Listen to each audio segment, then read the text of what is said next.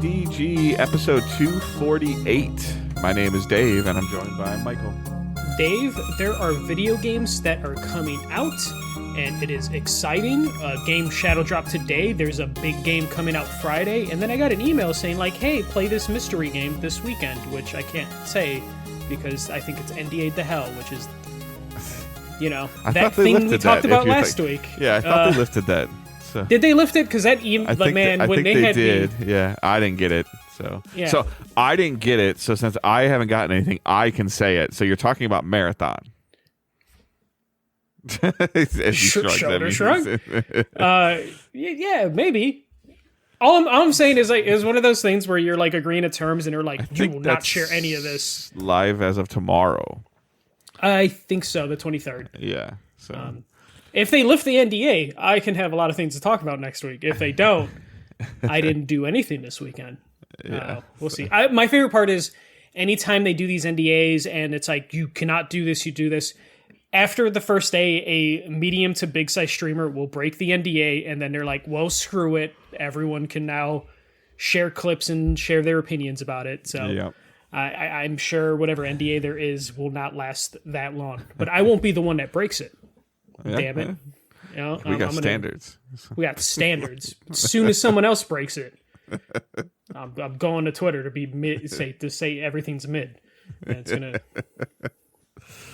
All right, so we are Digital Days Gaming. We are a weekly podcast that posts every Thursday morning, 6 a.m. Eastern Time on podcast services. We live stream the show typically Tuesday evenings on YouTube and Twitch. You can link all that stuff in the show notes and check it out. Our Discord is there. Our social medias are there. Blue Sky, Twitter, Facebook group, all that fun stuff is in the show notes. You can subscribe to us on Twitch if you choose. That's a paid subscription, or you can link Twitch and Amazon Prime and get Prime Gaming, and you can subscribe to a streamer of your choice. That does not auto-renew that subscription. If your paid one will auto-renew, but your Twitch subscription or your Prime subscription will not auto-renew, so you check that out. You can subscribe to us on YouTube. That is free. You can watch the show on YouTube by looking back on the on-demand videos or the VOD videos, as well as you can, air quote, watch our show on YouTube with a still image through our RSS channel feed that is linked to our YouTube. So there are multiple ways for you to consume our podcast, and it's all linked in the show notes. Please consider leaving a review or just sharing the show with a friend to get more people exposed to our podcast that we try to do every week. With that being said, we're going to jump into the news. Yeah, so we're going to talk about the worst kept secret in gaming, which is Oblivion. We've talked about this, I think, twice before, including last week. Microsoft, Bethesda, and Virtuos Gaming did, in fact, reveal Oblivion Remastered, and Shadow dropped it. It is out now on PS5, Xbox, and PC for $50, or I think $60. And it is a Game Pass game, of course. So this is a fully rebuilt from the ground up in Unreal Engine 5. Remaster feels like it's not giving it enough justice. Like, it is a full remake. They have kind of mashed together some of the combat from Skyrim, so Elder Scrolls 5. This is Oblivion, which is 4. Just to kind of get people used to it, just because you imagine this was an early, PS3 era game, 360 era game, so a lot of things changed by the time they got to Skyrim. Skyrim's also been remastered several different times, so they wanted to make sure the gameplay kind of stayed true a little bit to Skyrim, so they made the gameplay just kind of like a best of both worlds kind of thing. This looked good. It was a 19-minute deep dive, talking with Bethesda, talking with Virtuos games, and just kind of showing everyone the different things. They included new dialogue in it, but they didn't gut some of the bad dialogue or some of the other issues that are I think they put quirky as their descriptor for some of their dialogue. So this definitely seems like it's pretty good. Sarah already bought it. As soon as the trailer dropped, I was like, oh, do you want to, I can get it on Game Pass. She's like, I already bought it on PlayStation. I want to play it on PlayStation. So yeah, I saw the opening. I'll probably mess around with it sometime later today or tomorrow. But Dave, Shadow dropped. Microsoft does have this in their back pocket when they want to do it, and they've done it before.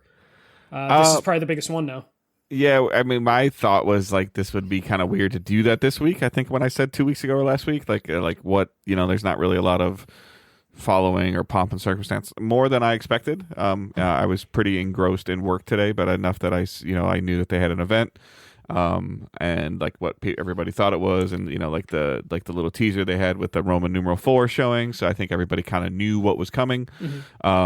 I guess I am slightly surprised that it is an actual shadow drop. I love the fact that it's on Game Pass. I think obviously it's a Microsoft studio now, and I'm just curious. I guess your thoughts on it. Do you think that prior to the acquisition, if this came out, would this have come out prior to the acquisition? Is this something that Microsoft's like, oh, you're that far along? Okay, let's finish it. No, so this is in the court documents along with Fallout 3 and Dishonored as full remasters. Okay. So this was being worked on pretty heavily before the acquisition, apparently, especially because they built it from the ground up. Yeah. Yeah. So I mean, but yes, all the changes they made to it. But we're talking, I feel like 2022? 2022, 2023 is when the court documents came out. I think 2023. Well, I think this was always going to happen, but I think because Microsoft owns them, it changed on how they were going to release. This would have been a Bethesda tentpole for the holidays, and now because they're owned by Microsoft, it's like, let's just do a shadow drop. Let's just, for whatever reason, I feel bad for, like, I don't think they have a vendetta, but for some reason it feels like they have a vendetta against, like, Expedition 33, which comes out Friday. Yeah. And this is just going to take a lot of the headspace away from that game that people are hyped on. Not, full apples to apples scenario, but it is a big, RPG people are excited about. But I think Microsoft wants to flex that they can do these shadow drops. And also they probably don't, if they made it a holiday release, they would probably be like, we need to market this very strongly and put money behind marketing. If they shadow drop it, there is no marketing that they really have to put behind it to really. Yeah, it blew up. Yeah, I think it's interesting. Like, this is kind of like what we've been talking about of like the cadence that Game Pass needs. Like, this is just another feather. Like to your point, like Expedition 33, I believe, is coming to Game Pass. This is on Game Pass. We're like, I think 3 weeks from Doom, 3 or 4 weeks from Doom. Yeah. Like the even for Bethesda and for Microsoft, like, it was so weird last week to see all of the Indiana Jones marketing and all of it being PlayStation centric, and knowing that all of them, most of that revenue is going to Xbox. Like, it's such a weird dynamic and world that we're living in right now of how these things are working. Like, I would love to see the papers, the contracts, the publishing contracts on Indiana Jones. Just because, like, to see Sony like blatantly like tweeting about it regularly, blog post about it, and it being enhanced for PS Pro. Yeah, like all that stuff, and we already knew it was going to sell better on the platform that has more tangible hardware, more hardware units in the wild. Like, we knew that, but this isn't a look, Sony got them. This is Microsoft going, okay, cool. Thank you. Appreciate it. It's still Microsoft being like, okay, things didn't work out exactly like we wanted, but it's still going to work out in our favor in the end. Yeah. This is the epitome of like having their cake and eating it too. So either they got somebody to buy Indiana Jones on Xbox and got a better revenue cut of it, a high revenue cut of it. They got a Game Pass subscriber, or they got them on a PlayStation and Steam and got the 70-30 split or whatever, however it goes. So like all of those 4 or 5 potential arms scenarios benefit Microsoft. Yeah, the only thing Microsoft has to worry about, or Xbox has to worry about, if Microsoft is like, well, you promised us this much, and now we're doing a decent amount, but we're not doing the crazy numbers we wanted Game Pass to do. Microsoft funded a lot of things for Xbox in terms of like, Phil Spencer's grand plan for Game Pass, and now it's pivoted to like game sales, which, that might not work out in the long big picture thing for Microsoft. But I think if Game Pass was potentially bleeding, and I don't want to go down the rabbit hole of doesn't make money, that's not my problem anymore.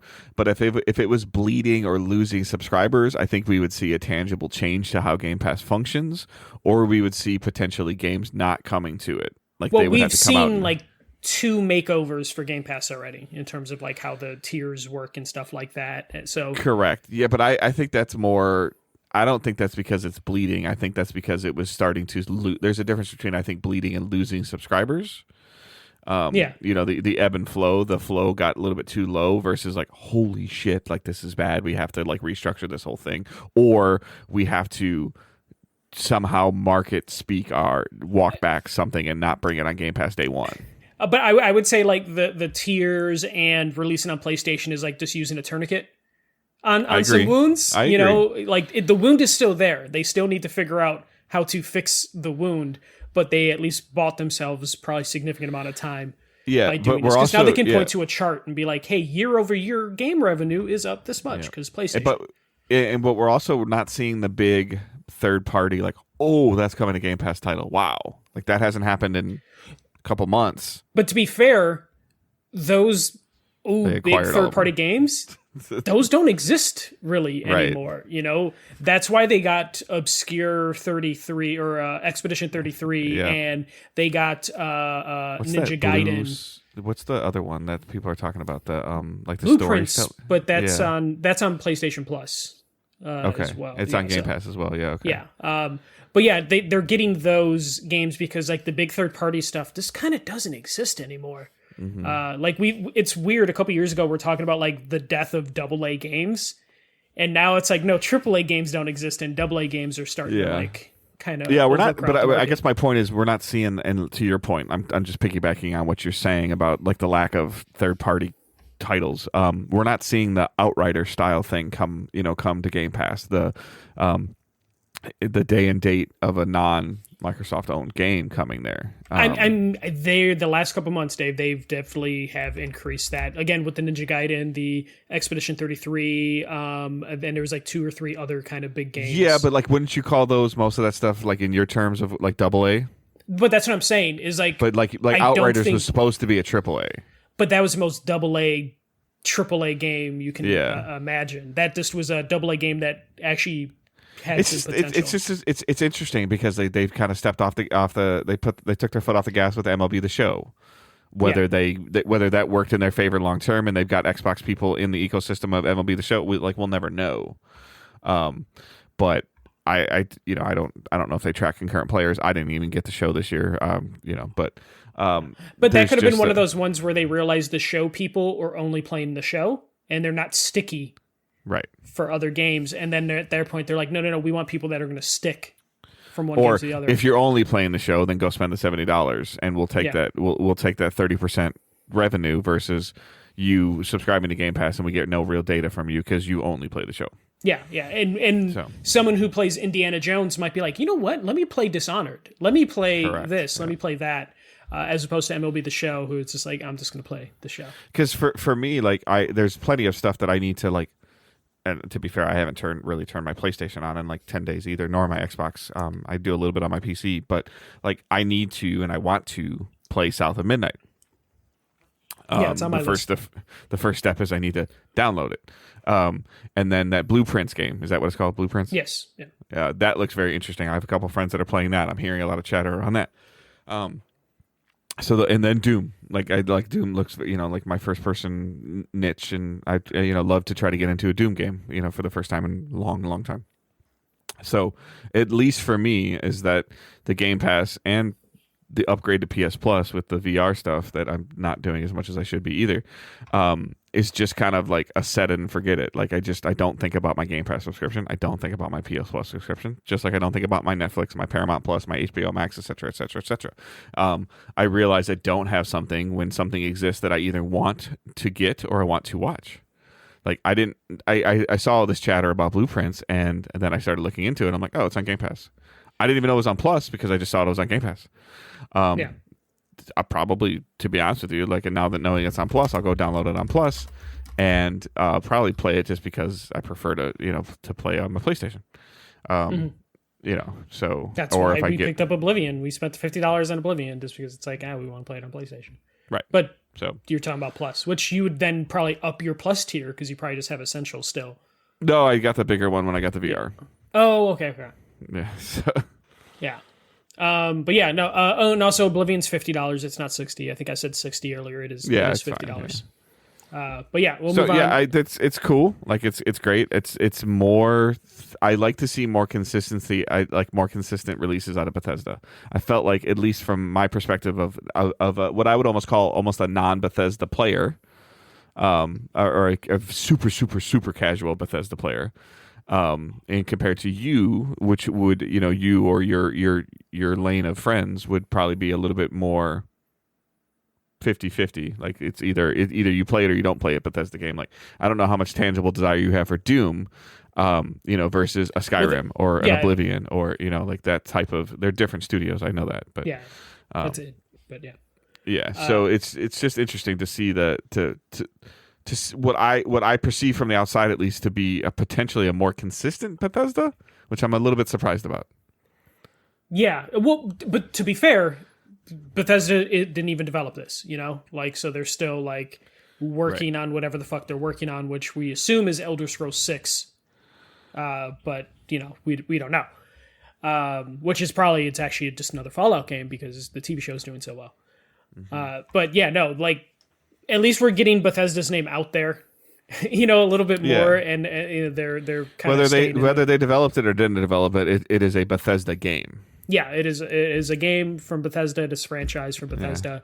And it also just shows like the passion people have. There were people that were talking about crying, watching that trailer, because that is a game that like they grew up playing. I saw so many people like tweeting out like, oh, played the first Oblivion when I was 12 and now I'm like 30 something years old now. And, I'm playing Oblivion again. So there's a lot of people that are like super excited to play Oblivion. I do think they fucked up. I think they should have released $10 horse armor DLC just for the laughs. Like include the original DLC that like was sold 10 years ago or whatever, 15 years ago. Yeah. But have a joke $10 horse armor DLC just to see if people would buy it, and I guarantee people would have just bought it for the laughs. But yeah, that is Oblivion. I'll probably mess around with that this weekend, though there's a bunch of other games that I'm hoping to jump into. This next one is I like dollar stuff and franchise stuff. I like the business side of gaming. Devolver Digital basically released franchise sales figures. So they did like an investor report as they're trying to like raise more funds. I think they're like publicly traded now in like the European stock market or something. And they basically told investors like, hey, we learned a ton of things, and we're going to try and develop stuff more first party and also using established IPs. But they did release like their top 10 revenue earners for the franchises they have. Some notable things on here is their number one franchise is Cult of Lamb, with just one video game release in that franchise. And it has made lifetime revenue $90 million. And it is a third party game technically. Yeah. And I feel like it's always on sale, so the revenue number's even more impressive. Yeah. But it's one of those games where I knew it was popular, but as someone who just went to like C2E2, like a week ago, there was a lot of Cult of Lamb cosplaying going on. Yeah. And I was just kind of like, oh, this game's bigger than I thought it was. Also on there, Astroneer, which is a first-party Devolver Digital game, has made over $80 million across one game. Other stuff on here is Serious Sam across 11 games has made $45 million. Gungeon, which has 2 games, has made $40 million. Hotline Miami across 2 games has made $30 million. You'll see on this list that they put out, there's a lot of third-party stuff, but majority of it's first-party. But what they took from all of that data, which I find ironic, is we need to use established IPs more. When you look at this, a lot of these are new IPs that they created or helped, So are these now established? These are now established. I would have loved to see the data of like when you look at like Hotline Miami 2, 1 versus 2. Yeah. Like that data. Did 1 sell 40 million and 2 sell 5 million? Yeah, or because they're saying established IPs, does that mean 2 outsold 1 significantly, and that's where they're getting we want to do established IPs. Because when Cult of Lamb and Astroneer are your top 2, and they only have 1 game in a series, that means you should invest in first party, or you should invest in new IP, if you ask me, as opposed to established IP. So that's just like some data that they're sharing.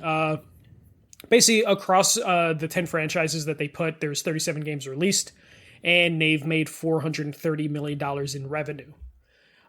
One thing you have to remember, because you'll be like, oh, development costs cost a lot, but these are all indie games that they incubate, so the development costs are probably significantly low compared to some of the other projects you might be comparing or to. For the most part, the game is already so far in development that really all they're doing is paying the developer to finish the game. Yeah. And then they publish it, and then they start doing a revenue split.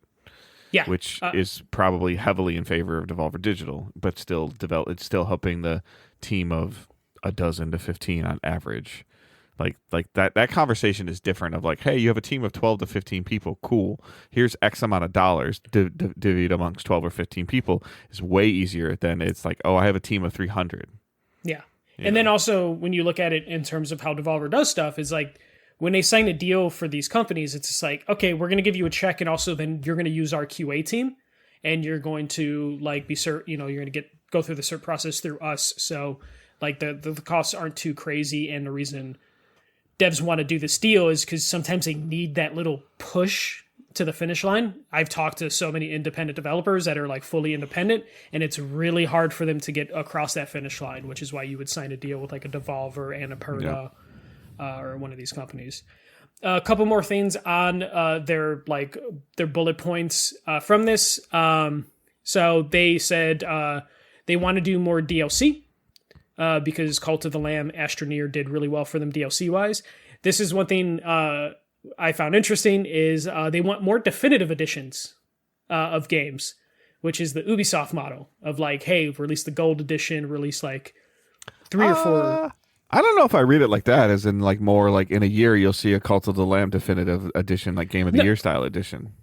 Potentially, but I could also see it meaning like the Ubisoft thing where Ubisoft has like 3 or 4 different SKUs when the game comes out. Yeah, no, I follow you, but I just don't know if these size of games support that nature.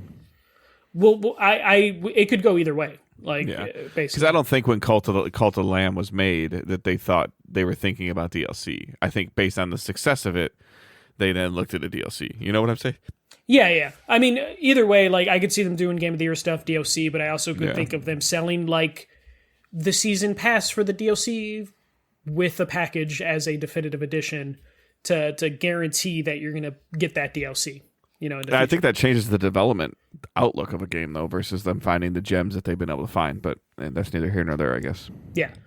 Other things is they want to reduce the average investment on third-party games, which is a little worrisome because that's how they make a lot of their bread and butter. They want to subsidize, unfortunately, which would be reducing team sizes by approximately 50%. That's scary. That's like the ugly part of the business. They're always looking at reducing numbers.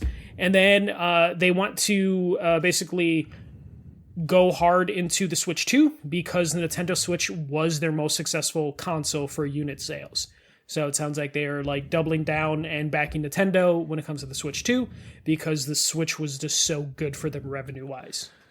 I read those last 3 or 4 bullet points as potentially them finding studios to purchase under the Devolver. Like I think that they might be getting to that point where they Cult of the Lamb was first party or no? It says on the article third party. Cult of the Lamb was third party. So that would, if I were them right now, that would be my first developer that I would look to acquire or sign a like exclusive partnership with. I guess at that point, to then be able to quote like to use their words to right size their development.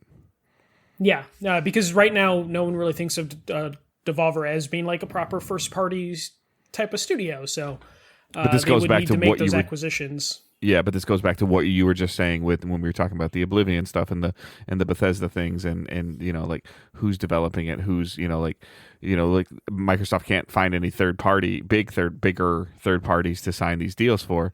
So now does Devolver Digital become the quote, and I'm just using a basic term here, the quote unquote Microsoft of indies? And that would probably be the direction that they would want to go. I'm just like, hey, let's acquire them. We'll subsidize what we have to once we own them, and do whatever cuts they want to do. But like to your point, you don't need a QA department anymore if you are owned by Devolver Digital, who has their own QA department. You don't need an HR department anymore for this if you're owned by Devolver, who has their own HR department. Devolver even had their own like printing publisher thing, special reserve for a little bit. So like Devolver has a bunch of tools and assets that you can use. But yeah, that's just I like financial stuff, and I think it's just cool to kind of see how Devolver makes their money and what actually is working for them. Especially when they're talking about like revenue. They're not talking about like, hey, this game made this much. They're like, no, this is revenue. This is like actual like profit made from these games, which is just kind of wild when you look at some of these titles. All right, Dave, your job right now from this next story is to convince me not to pre-order the goddamn Nintendo Switch 2. Okay, I can't because I'm going to be all over my phone and my desktop and my computer on Thursday myself. I'm actually off work that day, so. Oh, perfect, yeah. All right, so the Nintendo Switch 2 pre-orders open April 24th in the U.S. Nintendo announced that the pre-orders are opening Thursday across different realtors. Already some stores have said, like, hey, midnight that day, we will open up the website. I think GameStop and like one other store saying like you have to come physically into the store or we're going to put it on the website at 11 a.m. But most stores, Best Buy, Target, Walmart are saying like midnight Pacific time or midnight Eastern pre-orders are going to go live. Better be midnight Eastern. Reported Eastern. It was reported to Amazon. No, I'm saying it better be midnight Eastern. I don't want to stay up till 3 a.m. to pre-order something. I had to do that for PlayStation. I was so annoyed. Apparently, Amazon is not going to carry the Switch 2 or potentially Switch 2 first-party games. That's according to some reports, which is... Oh, shit. Here we go again. Yeah. Here we go. But Nintendo and Amazon have had issues in the past with stuff like this, so that's nothing Amazon too and crazy. PlayStation had it, too, for a while. A little bit, yeah. So... Don't look to Amazon, but that could always change. Amazon could just be like, fuck it, we made a deal with them. Here's some pre-orders at a random time. Is Best Buy going to make you join like the tech thing or the... Probably. I have to look at it. I'm trying through Target.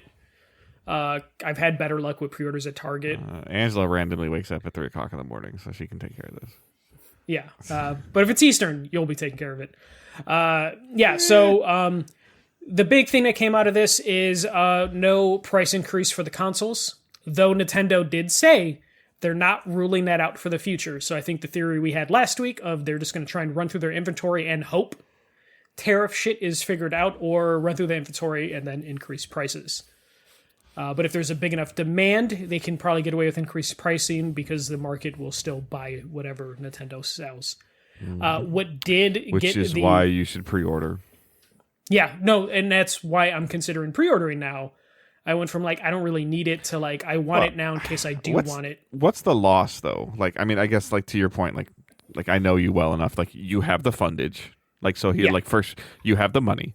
And secondly, like what's the worst case scenario? You have a console for a good price before a potential price increase that you may or may not play a lot. Okay. 3 or 4 other consoles at home fall into that same category for both of us. Yeah. And then the other worst case scenario is that you flip the thing and you make like $200 or $250 off of it. If you decide you don't want it. So like, that's the part of like that little factor of it. It's like, yeah, like that sounds terrible, but that's like market value. Like, okay. Like, but if a friend of yours that, you know, was in a tough time, like, oh man, I couldn't order it on the 24th and, you know, and then you're not really wanting it. And then he all of a sudden gets like something goes his way and they get some extra cash at the end of May. Here you go, bro. You can have mine. You know, like we'll just you just get it. That's how give me retail. Yeah. That's how most of us take care of our friends. But then if everybody's got it and you're like, all right, you know, throw it up on Facebook Marketplace or whatever, like $200 over asking. Okay, cool. Here, like yeah. So. And for me, it's just I just want new shiny thing that I will use a little bit. But apparently, Switch 1 games will run slightly better by default. That was confirmed in a Q&A. So you don't have a soon to be 10-year-old all over you going, oh, when is it going? Like, are we getting it? Like a little? Yeah, no. Instead, I have a backlog that I'm looking at of like I will play you when I have a Switch 2. What did end up getting the price increase are all the Switch 2 accessories. We're talking Joy-Cons went from $89 to $95. Pro Controller went from $80 to $85. Let me change that. And then Amiibos got the biggest hike. So Amiibos are going $10 price increase. So now they're going to cost $29 to $39, which is just kind of crazy. But pretty much every accessory had a price increase of either $1, $5, or $10 across the board. So yeah, that's where they probably don't have many margins or much of a margin, and they're just going to have to hit the customers with that price increase. I imagine the consoles, because we know Nintendo sells consoles for profit. I wonder how much of a loss they're taking now with some of that stuff, or how much that ate up of their margin that was previously there. Yeah, it ultimately depends on how much of it is truly coming directly out of China, and then how much of it is also coming out of Asia, because I know way more about tariffs now this week than I did last week, and more than I want to know. And so what I do know is that most countries, don't necessarily quote me on this, but most countries in Asia outside of China are on a current 90-day pause for the tariff increases. So there is a lot of let's get it out as fast as possible. So like if they aren't being manufactured directly in China, there might be a way for them to get some more units in here, which could potentially only carry them probably through the holiday. Yeah, I would at this point in time, if the tariff situation doesn't get figured out, or even still has some implications, I would see. I was actually surprised that there wasn't a U.S. price increase for the Switch in general. Like that was surprising to me. I had said that I thought there would be one. So I guess now at this point, I'm expecting one post holiday. Yeah, I think they come January, February. They just do one. It'll probably be like done it twice, $30. So. Like if I had to say anything, $30, $40 max. So we might be talking about a $490 system. Yeah, and then the Mario Kart bundle probably just goes away. Yes. They'll probably have that through the holidays, and then that'll go Agreed. away. I especially when you're talking about Vietnam is where they currently have plants, so it would be a 32% tariff on it after 90 days, which would probably just be their profit margin on the current console that they're selling. So it'd just be a matter of like how much do they want to cut that in, or how much they want to cut into that. So we'll see where that works out. The one thing I have been thinking about of just like how companies are trying to rush manufacturing to other countries. I'm just thinking back to the Red Ring of Death for the 360, where Microsoft is like, we need to fucking beat PlayStation, so they pushed out the 360 a year sooner, and they did miss some Q&A checks. I don't think that's a problem for a lot of things, but I worry about that for like consoles. Yeah, I understand where that's coming from, and again, like I think in 2025, I think that they realize that quality matters. I think I trust Nintendo. I feel like most consumers understand the value increment of what they are or aren't getting. Meaning, like, I know, like if I'm buying something for a one and done, I understand what I'm getting versus like I'm buying a graphics card. Like, and like the reason why is this one more than this one? Like those days of, it's just the brand. I feel like those days of it's just the brand are kind of gone. The brands still matter, but not enough for like $100 price increase versus like it does this many GPUs, or something. Mm-hmm. I think that the individual consumer is significantly smarter to an extent. They can still fall for marketing and price manipulation very easily. Yeah, no, I agree with that. I just worry about like greedy companies on the other end in terms of just like we just need to produce what we need to produce as fast as possible. Yeah, the other side of the coin is that prices won't go back down. If tariffs go down, like they will not go back down. I'm just worried about those growing pains if you are like Nintendo and you're like, hey, that facility that we had in Vietnam that we were expecting to pump out, I'm just throwing fake numbers out there, like 1,000 units a day. We need that factory to pump out 5,000 a day now, and what that does to like their workflow and all that stuff. Uneven stamps, weird seams, the glue bleeding through. And that's the sort of thing, especially when you're talking about, like, they're not building something from the ground up. Some companies are building stuff up from the ground up.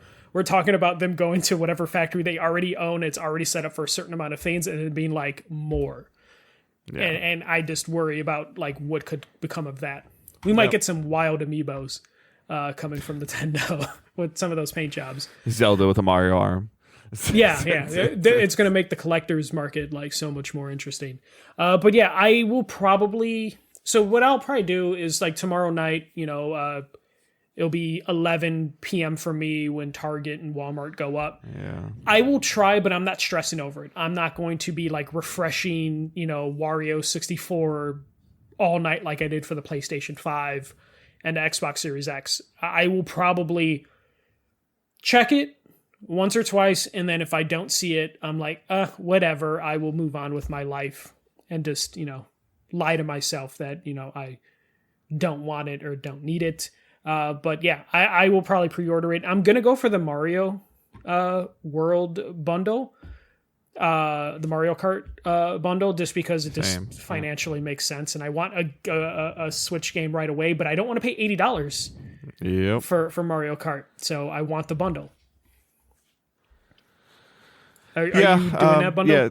Yeah, the same bundle. Yeah, the bundle. I'll try for the bundle first, and then I'll accept the I'll accept if I can't get the bundle, and then like Mario Kart would be more of just like it just makes sense to get. I don't really think that Owen's a huge Mario Kart fan. But it doesn't mean that the 9-year-old Owen versus the 6 or 7-year-old Owen, like that might change. So like we'll have to kind of see from that standpoint. I could see myself like Mario Kart's kind of one of those games where I could see myself playing it for a month or 6 weeks, having a good time with it, and then putting it away, and then randomly playing it, like if I, like if I had friends over or something like that. But then at that point in time, it's at that point there's like more controllers you have to get and the cost, and it's just like $95 for 2 Joy-Cons. Yeah, it's not great. No, it does kind of kill the accessory stuff, but I'm just going to. It took a while before I started to buy accessories for my Switch. Do you know? So I've seen advertisements about Switch trade-ins for GameStop. I'm not a huge advocate of trading stuff in anymore, mostly because I buy digital. However, I have a Switch Lite and a Switch. I think I have an OLED Switch, I believe.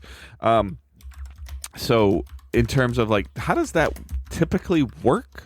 Like, do you trade it in the day the Switch 2 comes out? Do you have to trade it in beforehand? I want to say you have to trade it in beforehand, and they just apply it to your pre-order for the Switch 2. Yeah. So I'm not sure if I'm 100% ready to get... Well, I guess it is about to be May, and it would only be like 6 weeks. Yeah. So that's like if I saw like $175 or $200 for a Switch OLED, like that's a pretty significant proposition, especially with the backwards compatibility. Yeah, so Switch 2 pre-orders, you'll get $175 for your OLED, $125 for the standard, and then $100 for the Switch Lite. Yeah, I don't think that the $100 for the Switch Lite is enough for me to part with the Switch Lite. Partially because that is like essentially Owen's main thing. But I guess like as I'm verbalizing it right now, I could go without my Switch for 6 weeks to save $175 on the Switch 2. And just because, like, what am I going to do with the Switch 1 after I get the Switch 2? Like, you can use it to play, multiplayer games without having to, like they did do that sharing thing that could come in handy, Yeah, that's true. That's a good point. Save you money on controllers because they're so damn potentially, expensive. Yeah. There's at least that. I have the OG one for $125, and I would maybe consider trading that in because mine is a near launch. I think I got like 2-3 months after launch. So it's kind of up there in age. And I can also go 6 weeks without it because I honestly haven't used it in like 3 weeks. Tangibly, I'm not a huge fan of GameStop and how they treat their employees and treat their workers, but dollars are dollars, especially in this current economic state. Basically, yeah. But that is all I have for the news. I'll probably pre-order the Switch if it's available. All right, so we're going to jump into playing and watching, and unfortunately mine is non-existent. Easter, a couple things going on at work, just finishing up basketball season, watching the Pistons in the playoffs. Just life. Like this last week to 10 days has just been chaotic. Angela and I have not gotten back to Split Fiction. It's just I'm in that weird spot again. Like I said, I want to download and play South of Midnight, and I just like I close tomorrow, and I'm like, I don't know what time I'm gonna get out of bed, and I'm off Thursday, and I might have to go see my mom, and there's a lot of moving parts, and I haven't even watched Last of Us Part 2 or Last of Us Episode 2, Season 2, Episode 2. That's hard. And I'm seeing some rumbling on social media that I'm like, okay, we got to get this done, and I thought I'd get home today.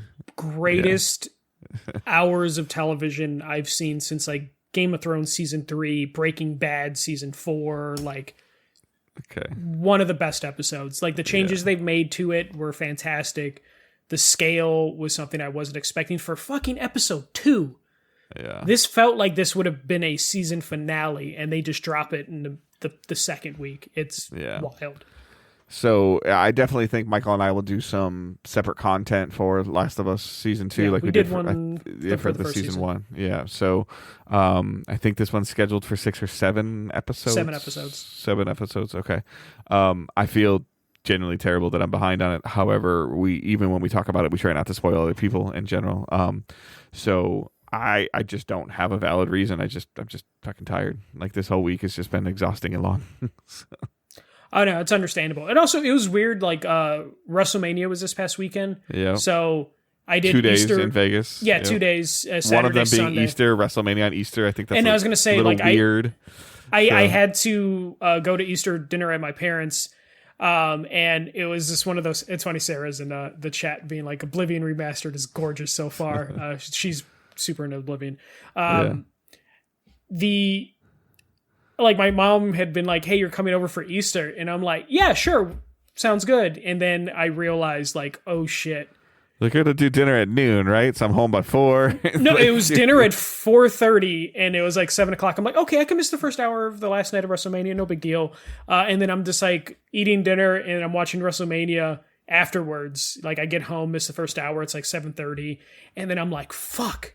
The Last of Us episode 2 is tonight as well. Well, and like ours was like the opposite. Like so, like Sunday we did some Easter with family as well, and like we come home and she's like, I'm gassed. And she's like, I can't watch that because then she's like, are they going to do it this soon? Are they going to? Are they not going to? And I'm like, I don't know.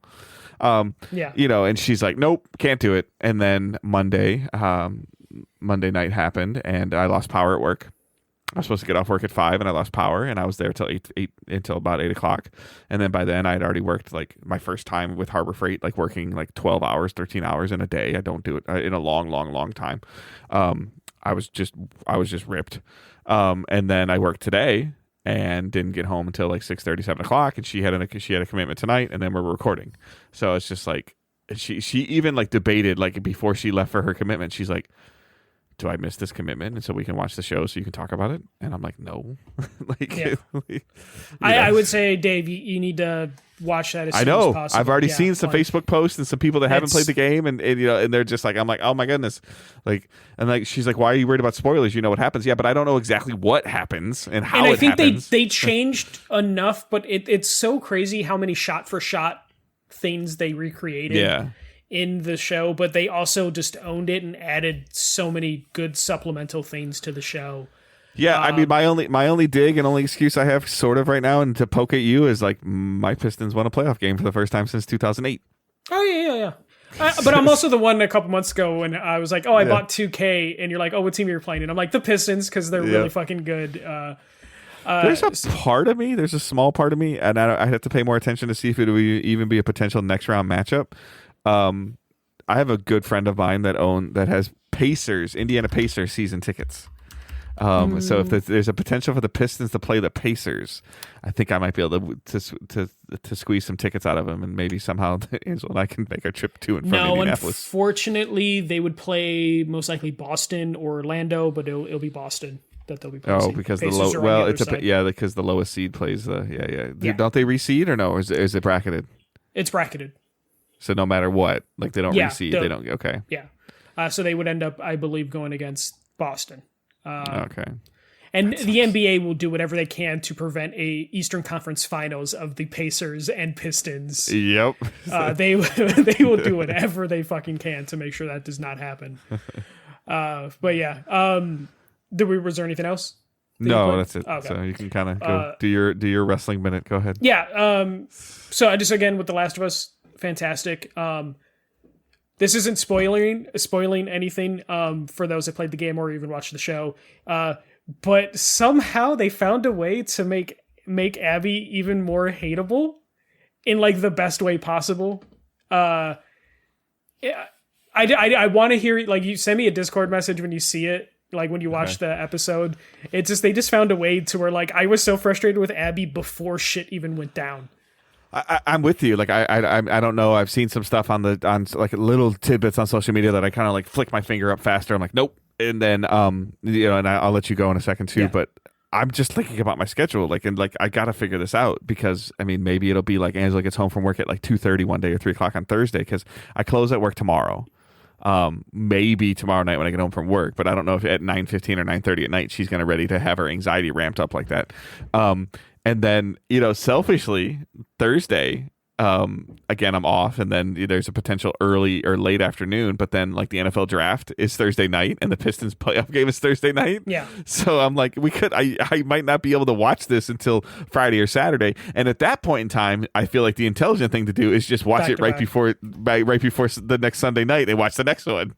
Yeah, no, it's just funny though because like I'm not this saying is what goes on in my head every day with like video games and crap like this. Like I can't figure out a way to get like on a straight line. So that there's too many choices paralysis syndrome. No, but and when I say like they made Abby so much more hateable, I'm not saying anything about the actress or anything like that. The actress is actually really fucking good in this episode. She won me over this episode. But I'm talking about like character actions in this episode. I was just like, man. Yeah. People in the game. I have friends that like are like, oh, I can't, like they watched episode 1 and they went on a little social media tangent like, oh, I hate Ellie, or like what she's turned into. I'm like, the first question is, did you play the games? And they're like, nope. I'm like, buckle up. I'm like, like strap in. Like, it's gonna be good. But just like the character stuff with Abby, I just feel like the actress is wonderful. I do like the justification of just like, hey, why she isn't buff Abby. But like the stuff the character does was just like one of those things where halfway through the episode, I'm like, I fucking can't wait for Ellie to punch this girl in the mouth because it just kind of gets escalated pretty fast and then doesn't stop. But yeah, WrestleMania 2 nights was Saturday, Sunday. It sounds like a lot of wrestling, but it's way better than when they would do 6 to 8 hour shows. Breaking them into 3-hour chunks each night is so much easier to watch. First night was fantastic from like start to end. Second night started off really hot, and then it kind of just felt like, okay, because you had 2 nights, you added stuff that you didn't need to do, and it had probably one of the most disappointing main events ever. Like, just horrible booking. It felt like Vince McMahon like was in charge again. It was so bad. The John Cena Cody Rhodes thing just fell apart. They included Travis Scott again, and that just made things just worse. It's been a while since WWE's put on a show that like since Triple H has been in charge for the last like year, 2 years, usually you leave, or you end the show, that episode of a pay-per-view, and you're pretty happy with where things go, like where they went and where they could go. And then this year it was just like the most thud ending of a WrestleMania that I hadn't seen since like Vince McMahon was running it. So super disappointed with how it ended. The night 1 was perfect. Night 2 was just kind of a mess. Did Cena retire? He is retiring. He basically announced this will be his last year of wrestling, and then they're doing his farewell thing. Of course, he won the title. I don't have a problem with him winning. I didn't know that when I asked that either. So okay, Discord froze for a second. Yeah. Okay, what was that? No, I said I didn't know that he had won the title when I asked that question. I think I was just hearing about Cena's retirement. Oh yeah. No, he just he basically announced in January that it was going to be his last year. Okay. So yeah, he's just doing the farewell tour. He's doing really good heel work because he turned heel as well, which is something no one thought he would do. It's just they found the shittiest way possible to put the belt on him, and Curry put heat between Triple H and The Rock, and The Rock has like ruined like so much since he's become like a board member, like a legit board member. It's not like story board member. It's like he's actually a board member. Like ruined in a bad way, ruined? Yes. Okay. It's basically like he self-inserts himself every couple weeks, and there's no story justification or payoff every time he does it. It's just he's available.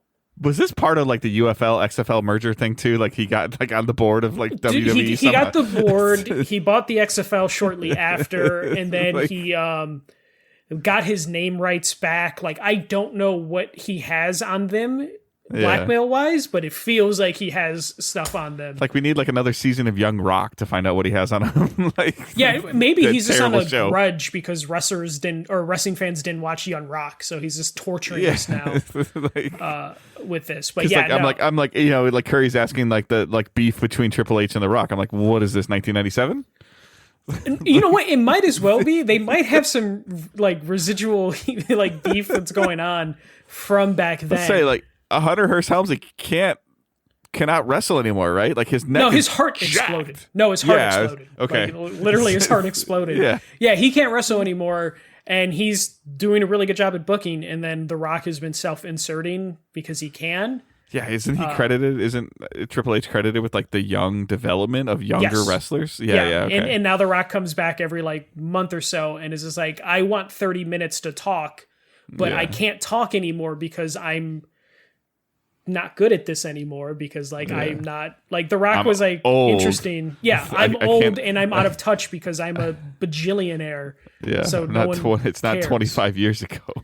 Yeah, so. That was WrestleMania. In terms of playing, I still dabble with Rivals Season 2. Fuck, man. So they drop you 10 levels from where you were last season. Yeah, you had said you weren't sure what was going to happen. Yeah, okay. I got dropped down to silver. I was diamond, now I'm silver. It is hell. No one wants to play healer in there. Everyone wants to be Spider-Man. It is a nightmare. I'm in gold now, but it was a fucking fight to get the gold. And you sparked it, you remembered it, and like you talking a little bit about Marathon, but in general of like figuring out the Bungie cadence that we were now talking about. Mm-hmm. Immediately after, within less than a week after the Marathon debut, they're like, okay, here's in May 6th, like here's our new content for Destiny that's coming this summer. Like here's our reveal event, here's our teaser trailer. So like these two things are going to look like legitimately run concurrently. Like it's. You know, and I'll be waiting with it's called like the Edge of Fate. And this is like supposed to be like a new content model for them. So I'll be very curious how this and Marathon are kind of lining up, because since the Marathon reveal, there's been a little bit of conversation from some of the Marathon directors of like, oh, like what is your goal for onboarding Destiny 2 players? And they're like, to not. Yeah, you remember in like Infinity War or Endgame where Thanos is like, he had the little knife and he was showing like baby Gamora like perfectly balanced, you know? I feel like that is what like Pete Parsons, if he's still in charge at Bungie, is doing right now. Where one end is Destiny 2 we don't know if Marathon. Parsons is in charge of it. Yeah. And it potentially might be it, but like for those people that wanted like super high-end competitive Destiny Crucible, go play Marathon. For people that want a great fun game of like space magic and having a bunch of fun and shooting your gun at big aliens, come play Destiny. It will be funny though if like in like 6 months, you know, Marathon's rolling and then people are like, hey, when are you going to update Crucible? And they're like, we're fucking not. Right. Because they can't, because everyone's working on Marathon. I feel like the Destiny community would be like, okay, cool. Like, stop putting effort into Crucible and put effort into the stuff we care about. So just doing that, I am picking up Expedition 33 this weekend. Oblivion's being played right now. I'm going to probably hop on Oblivion at some point and start my own character. Bunch of random stuff in the works. I'm on call this weekend in my real life job, so I can't leave my house really. Yep. So I'm going to do something. I have an arcade machine that's in my garage that I need to try and fix. I think I know what's wrong with it, but it's going to take some time. But it's nice out, so I can actually work on it in the garage. Yeah. So yeah. God, I sound bougie. I'm like, I have an arcade machine. My company was going to throw it out, and I took it. And a garage. And a garage. I don't have a car. Yeah, I was gonna say, like, I wasn't going to say that, but I was thinking I don't have a car, but I have an arcade machine in my garage. So I have an extended storage facility. It's basically what it is. It's just not climate controlled. I have cars, and my garage is still an extended storage facility. Yeah. So I have enough. I have a garage to fit 2 cars, and I don't have either one. Mine's a 2.5 car garage. Like when they told us about the house, they were just like, "Oh, you can." It's a 2.5 car garage, and I was just like, "I don't fucking care." Dude, you could probably rent those parking spaces out and pay for your mortgage. Literally, my brother, who is like a mechanic, was just like, hey, I got a guy who needs to store some cars. And I'm just like, I don't want to deal with that. Yeah, like, really $1,000 a month, bro. Like, it's tempting. It's tempting. But maybe if I need to, I'll do that. But even then, I'm just like, I don't want to go through all that.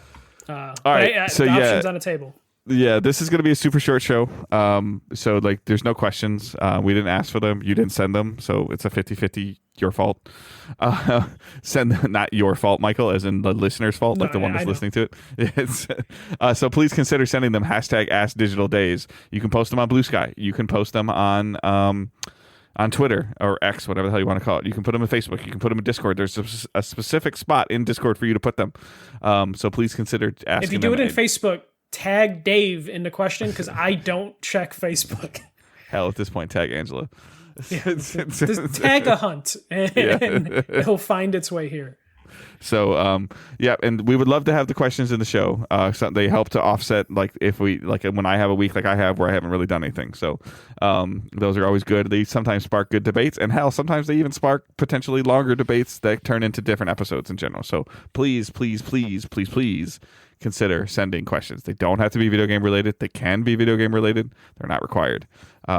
They're always good to have fun with the community. So, you can send those at Digital Days Pod on Twitter. What is it on Blue Sky? Digital Days Gaming. It's the full thing on Blue Sky. So at Digital Days Gaming, Michael's is at the first MJC, I believe, on Blue Sky and Twitter. Yep. I am at Good Dave Hunt on Blue Sky and Twitter. So you can definitely check those out. There's been some interesting support on Blue Sky. I need to get that kind of more into my routine. It's actually like a little cleaner right now too, as I scroll through and go through stuff, because I haven't followed as many random stuff and all that other crap. So I feel like it's a little more controlled. Facebook group is still there. Discord server is there. Obviously, Discord is the main focal point for our community, as we try to use that as much as we can. And Patreon is there as well. Patreon.com/DigitalDaysGaming.